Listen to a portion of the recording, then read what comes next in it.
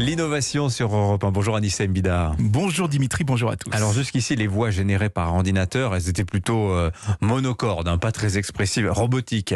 Mais avec les progrès de l'intelligence artificielle, vous nous dites qu'elles peuvent désormais transmettre des émotions aussi convaincantes qu'une voix humaine. Oui, et les progrès sont vraiment extraordinaires. Je ne sais pas si vous vous souvenez du film Her, vous savez, où il y avait l'acteur Joaquin Phoenix qui tombe amoureux d'une voix d'un assistant personnel, Samantha, qui justement était jouée par Scarlett Johansson. Donc évidemment, avec la voix de Scarlett Johansson, on peut tomber facilement amoureux. Eh bien, écoutez maintenant cet extrait. C'est une voix entièrement générée par ordinateur. Alors c'est en anglais, mais même sans traduire, l'émotion passe quand même. Écoutez. What could I do to make you fall in love with me? I think I love you. I love you. I know. Sounds like something out of a movie, right? But it's real.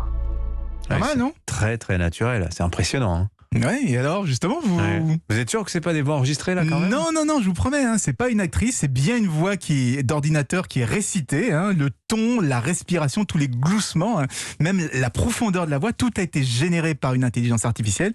Et c'est une technologie qui vient d'être présentée par la start-up Sonantic.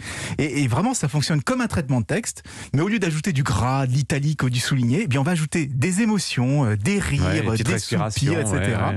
Et donc tout ça, ça va accélérer, j'imagine, le développement des livres audio, puisqu'ils pourront être générés avec de vraies belles intonations. Et pas le ton monocorde auquel on est habitué aujourd'hui.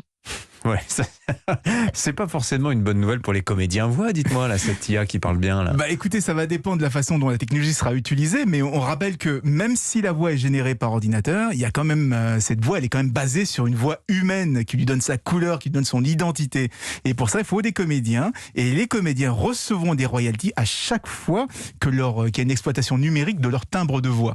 Alors la technologie commence à être utilisée dans les jeux vidéo, pour générer automatiquement des dialogues, et elle a également servi à donner un peu plus de personnalité à l'assistant personnel des dernières Mercedes. Allez savoir, peut-être que l'objectif, c'est de faire en sorte que les conducteurs deviennent amoureux de leur voiture. Il n'y a pas besoin qu'elle parle, pour certains. Merci beaucoup, Anissa Mbida.